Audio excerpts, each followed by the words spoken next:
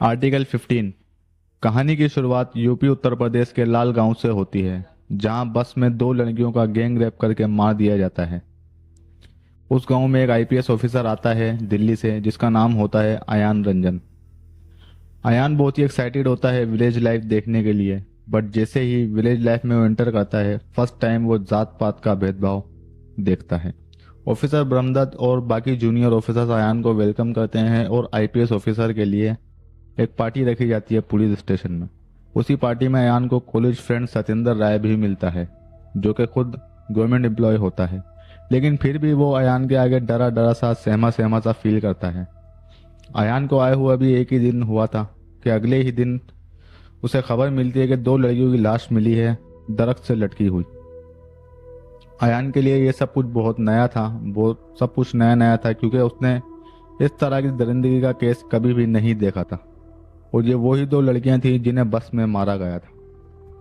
ब्रह्मदत्त अयान को बताता है कि 12 तारीख से 3 लड़कियां गायब थीं, जिनमें से 2 की लाशें मिल चुकी हैं और एक अभी भी गायब है।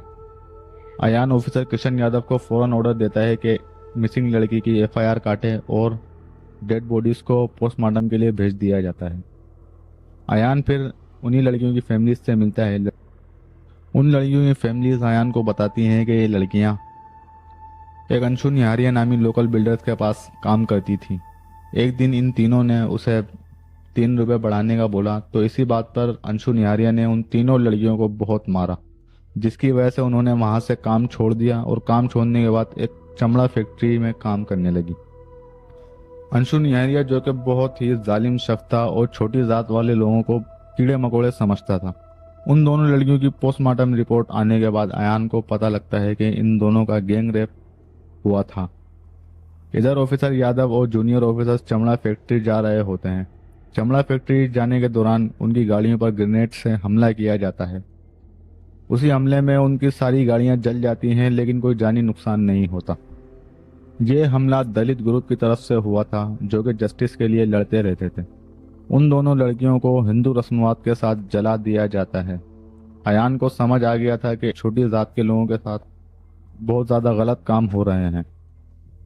इसके बाद अयान फैक्ट्री का और फैक्ट्री से गांव तक के सारे रास्ते देखता है, ताकि ताकि गुमशुदा लड़की की कोई खबर मिल सके, और अपने स्टेशन में एक आर्टिकल 15 नामी बोर्ड लगा देता है, जिसके अंदर साफ साफ लिखा होता है कि कोई जात पात नहीं है, कोई अमीर गरीब, कोई हिंदू मुस्लिम नहीं है, बल्कि सब इंसान बराबर हैं। जैसे ही पुलिस अंशु निहारिया के घर पहुंचती है, वहां उनको अंशु निहारिया की डेड बॉडी मिलती है, जिसकी वजह से केस पूरा रुक जाता है। अयान बहुत ज़्यादा परेशान हो जाता है। केस अभी तक रुका हुआ ही है कि कुछ दिनों बाद अयान का वही दोस्त सत्येंद्र राय उसे वापस मिलता है। मिलने के बाद सत्येंद्र उसे बताता है कि ये सब मिले हुए हैं ऑफिसर ब्रह्मदत्त, किशन यादव और अंशु निहारिया। यही 3 जने थे जिन्होंने उन तीनों लड़कियों का रेप किया, और ऑफिसर ब्रह्मदत्त ने ही अंशु निहारिया को मारा है। इसके बाद अंशु निहारिया तो मर गया था, ऑफिसर ब्रह्मदत्त को 11 साल की सजा हुई, और जो किशन यादव था उसने खुद ही आत्महत्या कर ली। सो ये कहानी थी आर्टिकल 15 नामी एक मूवी की, जिसकी मेन लीड में थे आयुष्मान खुराना।